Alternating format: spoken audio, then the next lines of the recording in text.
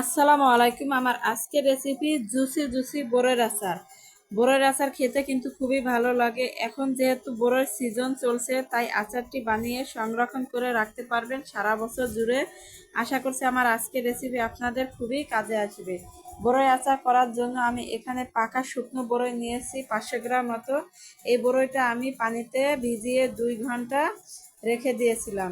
এখন আমি পানি থেকে ধুয়ে পরিষ্কার করে বড়ইটা নিয়ে নিচ্ছি।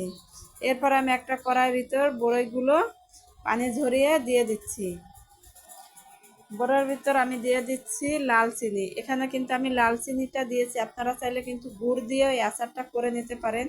আমার কাছে মনে হচ্ছে লাল চিনির কালার আর গুড়ের কালার একরকমের, সেজন্য আমি লাল চিনিটা দিয়ে আচারটা তৈরি করে নিচ্ছি। এরপর আমি এতে দিয়ে দিলাম অল্প পরিমাণে পানি আর দিয়ে দিলাম পরিমাণ লবণ, দিয়ে দিচ্ছি 1 চামচ বিট লবণ দিয়ে আমি এখন বড়ইয়ের সাথে ভালো করে মিশিয়ে বড়ইটা জাল করে নিচ্ছি। এখন আমি ঢাকনা দিয়ে ঢেকে দিচ্ছি বড়ইটা সেদ্ধ হওয়ার জন্য। কিছুক্ষণ পরে আমি ঢাকনাটা উঠিয়ে বড়ইটা একটু নেড়ে দিচ্ছি, যাতে বড়ইয়ের ভিতর ভালো করে চিনি শিরাটা ঢুকে যায়। এরপর আমি আবারও ঢাকনা দিয়ে ঢেকে দিচ্ছি বড়ইটা পুরোপুরিভাবে সেদ্ধ হওয়ার জন্য।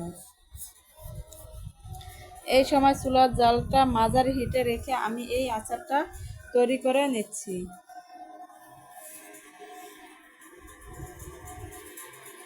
বড়ই থেকে পর্যাপ্ত পরিমাণে পানি বের হয়েছে, আমি এটাকে জাল করে শুকিয়ে নেব। পানিটা যখন একটু টেনে আসবে, এখন আমি এতে দিয়ে দিচ্ছি 1 চামচ চিলি ফ্লেক্স আর দিয়ে দিচ্ছি কাঁচা পাঁচফোড়ন 2 চামচের মতো, যেটা আমি আগেই শুকনো পাটায় বেটে নিয়েছিলাম। এখন আমি বড়ইয়ের সাথে ভালো করে মিশিয়ে আবারও ঢাকনা দিয়ে ঢেকে এটাকে আরও কিছুক্ষণ জাল করে নিচ্ছি। আরও কিছুক্ষণ জাল করা হয়ে গেছে। এরপরে চিনি শিরাটা ঠিক এরকম পর্যায়ে এসেছে। এখন আমি চুলাটা অফ করে দেব। যেই শিরাটা আছে এই শিরাটা যাতে পুরোপুরিভাবে বড়ের ভিতর ঢুকে যায় আর একটা জুসি জুসি ভাব আসে। এখন আমি ঢাকনা দিয়ে ঢেকে এটাকে আধা ঘন্টা রেখে দিচ্ছি।